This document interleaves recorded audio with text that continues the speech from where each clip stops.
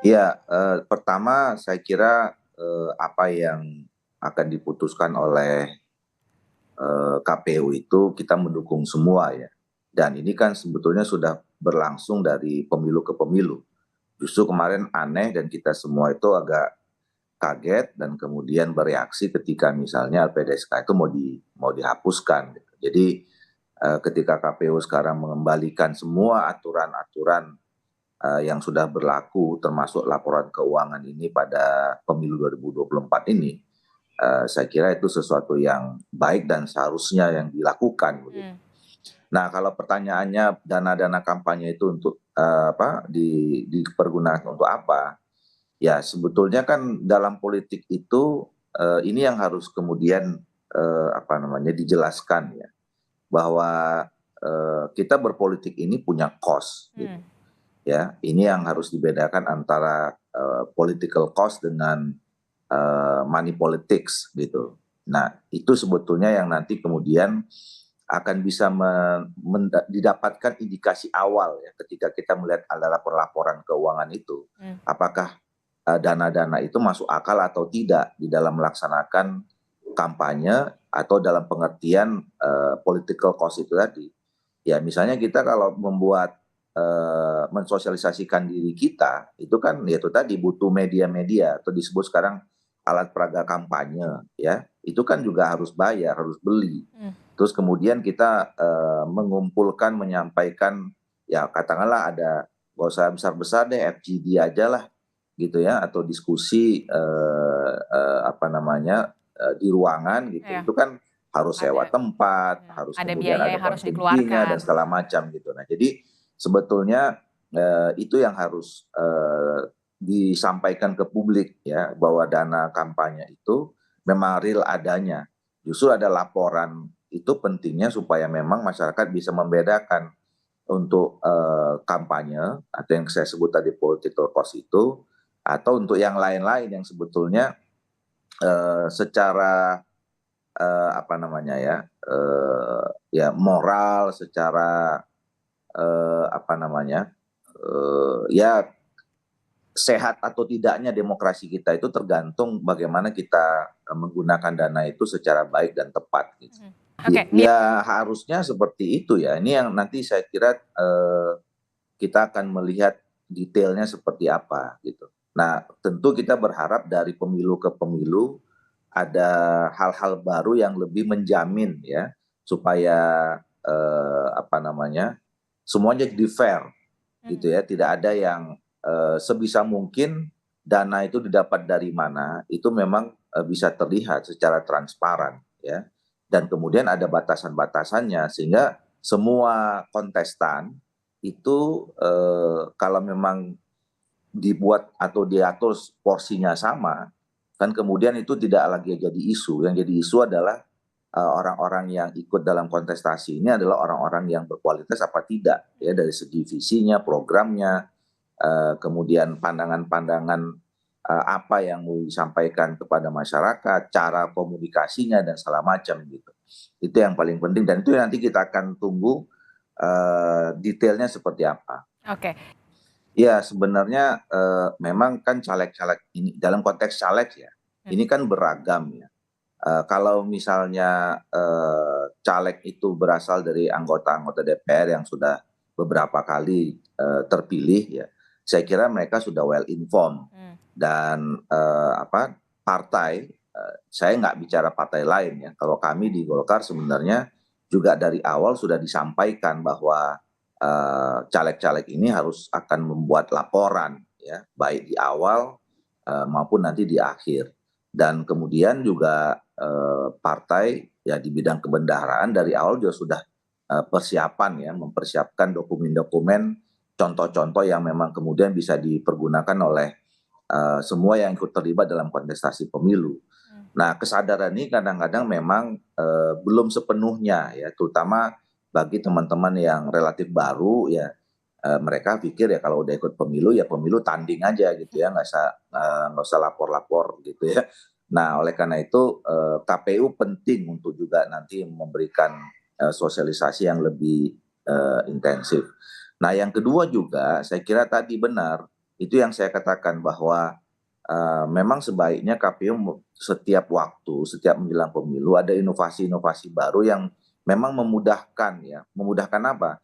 Memudahkan semua orang yang berikut kontestasi ini paham bahwa ini menjadi salah satu kewajiban juga sebagai kontestan dalam pemilu, baik pileg, pilpres dan segala macam itu. Yang kedua juga ya apa ya, bentuk laporannya itu ya tidak merumitkan gitu ya. Ini yang kadang-kadang juga apa ya, membuat kawan-kawan ini ya ya Kesulitan. lupa atau kemudian ya sudahlah kita buat ini aja gitu loh, seadanya saja gitu. Sebagai Nah, formalitas, jangan sampai seperti itu ya Bang Doli?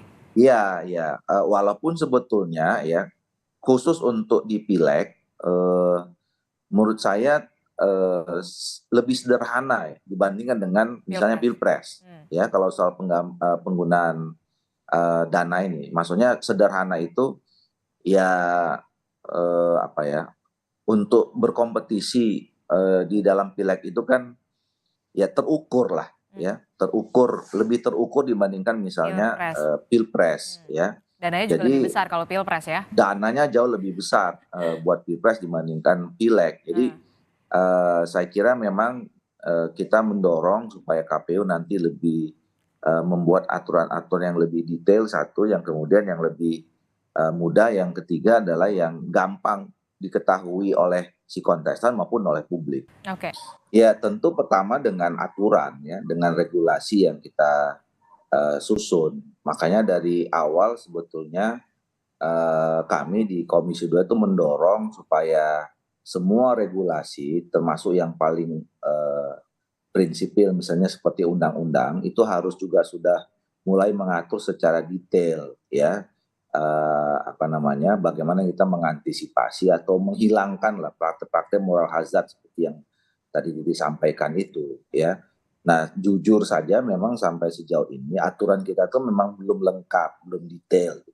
Nah oleh karena itu kita sebenarnya lebih sangat berharap pada dua institusi. Ya. Yang pertama KPU yang memang bisa menerjemahkan dengan fasilitas undang-undang yang ada gitu ya, dibuat semaksimal mungkin untuk menghindari praktek-praktek moral hazard itu. Nah yang kedua ya itulah apa namanya, fungsi dan guna keberadaan Titi dan kawan-kawan bersama dengan masyarakat sipil ya yang terus harus memonitor, mengontrol Ngawasi. gitu ya, mengawasi, nggak jenuh-jenuh berhenti menyuarakan gitu ya, sehingga memang ya kalau misalnya semua sirkumstannya mengatakan jangan jangan jangan kan lama-lama kan pusing juga nih yang ikut kompetisi apa yang ikut berkompetisi ini gitu.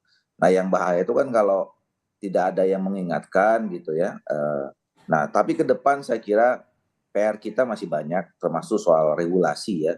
Bagaimana supaya memang pemilu kita ini menjadi pemilu yang bersih, berwibawa gitu ya, sehingga memang outputnya menghasilkan orang-orang yang memang bisa dipercaya karena memang prosesnya memang betul-betul clear dan sehat gitu. Oke, tapi Bang Doli kan kalau di politik tuh ya ada istilahnya ya nggak ada makan siang yang gratis begitu. Nah ini yang kemudian dikhawatirkan ada imbal politik, ada kemudian yang diharapkan oleh penyokong dana, entah kebijakan yang pastinya yang perizinan tadi disebutkan oleh Mbak Titi. Kalau Bang Doli sendiri seperti apa? Apakah memang ada syarat dan ketentuan berlaku kalau soal itu?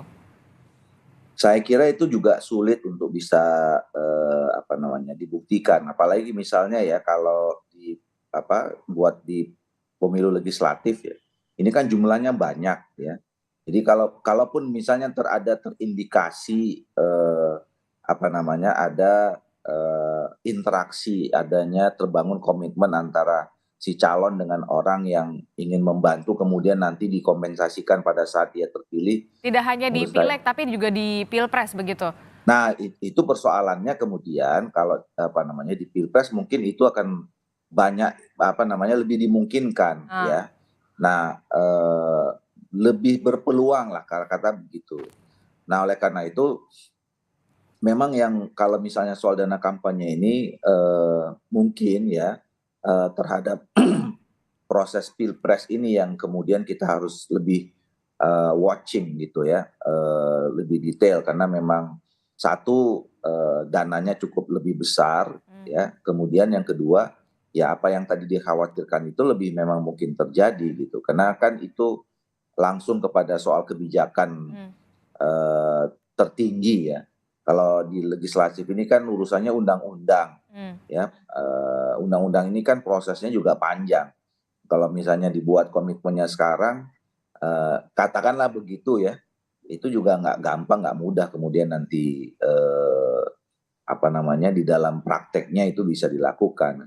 Tapi intinya adalah bahwa yang paling penting adalah kita semua tahu ya aturan-aturan ini secara rinci mana memang yang harus kita tidak boleh lakukan ya dalam rangka mencederai proses demokrasi dan pemilu kita, mana yang tidak. Nah, dari sana kita memang harus kemudian jujur. Nah, jujur itu memang harus didorong. Satu, memang harus dari komitmen dari orang-orang yang terlibat sendiri. Yang kedua dari aturan. Nah, aturannya ke depan saya kira harus kita lebih buat yang lebih lengkap lah kira-kira gitu. Oke, kalau berbicara soal aturan, apa yang perlu diperbaiki? Kalau misalkan yang mengawasi bisa dikatakan hanya perlu DEM dan juga teman-teman yang lain, perlu nggak sih kemudian juga menggandeng rencana PPATK dan juga KPK di sini? Oh perlu, ya itu yang saya dan kemudian sudah kami dorong ya di dalam aturan apa dalam undang-undang kita pemilu ini belum banyak pasal-pasal yang mengatur soal apa namanya mengantisipasi atau kita menghilangkan praktek moral hazard pemilu tadi itu ya money politics, political transaksional, vote buying dan macam-macam itu ya. Nah termasuk interaksi apa namanya antara si kontestan dengan pihak-pihak ketiga yang mungkin bisa menitipkan ya agenda-agenda pihak ketiga itu dalam kontestasi politik ini. Nah itu yang kemudian sekarang jujur harus kita katakan belum lengkap dan nanti ke depan harus kita atur lebih lengkap lagi. Nah sementara itu belum ada ya memang kita berharap satu kesadaran dari si kontestan, kemudian yang kedua ya pengawasan publik masyarakat yang itu juga tanggung jawab dari penyelenggara pemilu ya KPU, Bawaslu terutama ya untuk kemudian mengajak teman-teman ini menjadi wasit yang jadi bukan hanya sebagai peserta pemilu saja tetapi juga sekaligus bisa jadi wasit ya. Kalau kita mengandalkan pengawasannya pada institusi formal Bawaslu atau Titi dan kawan-kawan saja gitu ya, itu kan masih banyak celah atau ruang. Nah, bagaimana sekarang teman-teman KPU, Bawaslu, dan kemudian teman-teman masyarakat sipil ini meluaskan, ya, mengajak masyarakat itu untuk menjadi wasit rame-rame gitu, ya, sehingga kalau misalnya ada kejanggalan-kejanggalan dalam pemilu ini itu bisa ya diungkapkan dan kemudian dengan diungkapkannya itu kan orang jadi enggan melanjutkannya kira-kira begitu. Ya tadi pertama saya kira aturannya ya untuk sekarang tinggal PKPU-nya aja yang kita tunggu bagaimana ada inovasi-inovasi baru ya di dalam pelaporan itu dan kemudian Bawaslu juga saya kira juga nanti harus membuat peraturan yang bisa lebih kuat untuk bisa mengawasi soal dana kampanye ini. Nah, yang kedua adalah tadi kita mendorong KPU setelah memang menyusun peraturannya itu, Bawaslu juga begitu, ada sosialisasi yang lebih intensif ya, yang frekuensi lebih tinggi untuk mengajak masyarakat paham juga. Kadang-kadang kan gini, masyarakat ini juga mau ngawasin juga nggak paham dia apa yang mau diawasi gitu ya, dia nggak tahu. Dan harus mau lapor kemana juga nggak tahu. Yang penting ini nggak boleh, itu nggak boleh, ini nggak boleh gitu. Nah sebetulnya ini yang juga harus kemudian tersosialisasi dengan baik bahwa mengawasi pun ada caranya gitu ya, harus tahu apa pelanggarannya, kemudian mau diadukan ke siapa, apa tindak lanjutnya gitu. Itu yang juga paling penting harus diketahui oleh masyarakat banyak.